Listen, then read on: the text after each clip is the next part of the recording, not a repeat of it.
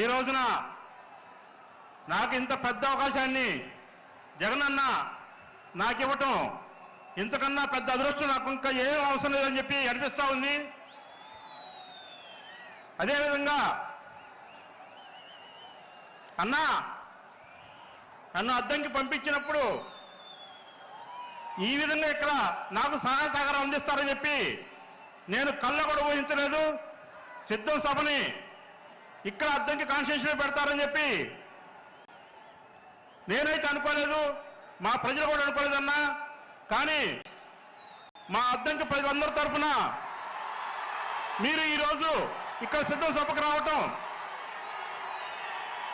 మా అందరి తరఫున మీకు స్వాగతం పలుకుతా ఉన్నానన్నా.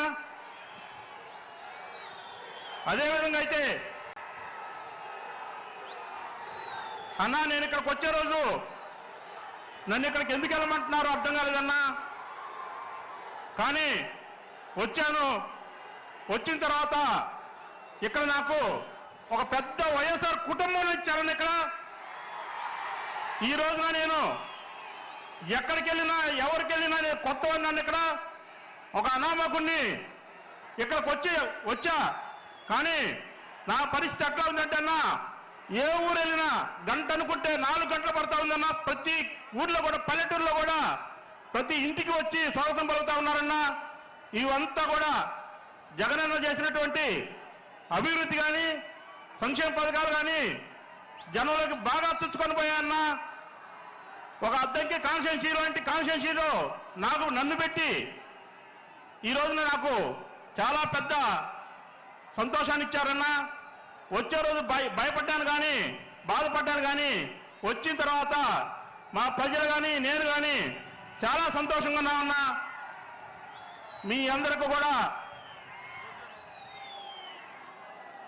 అన్నా మా అద్దంకి ప్రాంతంలో ప్రజలందరూ ప్రేమిస్తే ఎంతవరకైనా ప్రేమిస్తారన్నా.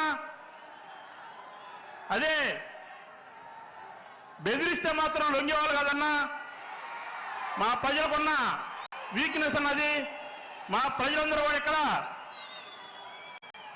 గత 10 రోజుల నుంచి ఇక్కడే కాపు కాసుకొని కూర్చున్నారని ఇక్కడ అద్దంకి ఈ సిద్ధం సభలోని వాళ్ళందరికీ ఎట్లా ఉందంటే ఈ మార్చి నెలలో 2 పండుగలు వచ్చాయన్నా.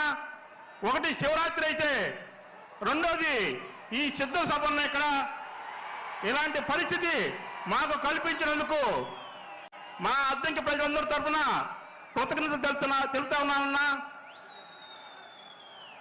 రాబోయే కాలంలో జగనన్న నాకు ఇక్కడ అవకాశం ఇచ్చినట్లయితే ప్రజలందరూ ఖచ్చితంగా దీవిస్తారని చెప్పి నేను అనుకుంటా ఉన్నా అన్నా.